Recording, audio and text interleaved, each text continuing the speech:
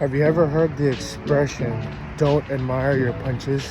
I never did until one day I went to my Muay Thai class on a Saturday, and it was only me and my coach. First part of the class, he was asking me questions because it was just me and him about my personal goals in the class and at the gym, and how I felt and how I saw myself. And after the questioning, we got into warming up and then started one-on-one drills. And the one drill I remember he expressed this to me was, doing some mitt drills. Now, if you're familiar in combat sports or boxing, in Muay Thai you do mitt drills, mitt work, whatever. It's when you're punching mitts that your coach is holding. So, we're doing some combos, and there was parts where I would do the combination well, and then the first time he said it, he was like, stop admiring your punches. So I was like, okay. So we keep going, and he says it again, stop admiring your punches. And I'm guessing, at the time, I would do something good and, pause. So then we keep going, and I did it again. And before he said it, he hit me with the mitt. And then he says, stop admiring your punches.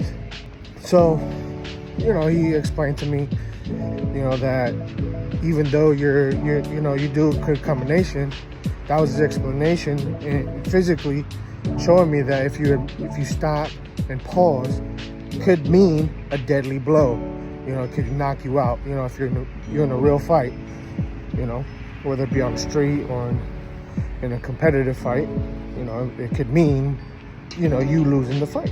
If we dive in deeper to this, lesson, you could take it as, apply to daily life. Like, we always have a tendency to stop and smell the roses, and that's fine and dandy. I, from personal experience, have stopped and admired my punches, and basically it stops your momentum, from moving forward. Momentum, that you have for forward progress. And I think all of us can relate when, we've done this before, we stopped and that's it. Like, we think we made it. And it's like, no, we have to keep going. Yeah, cool.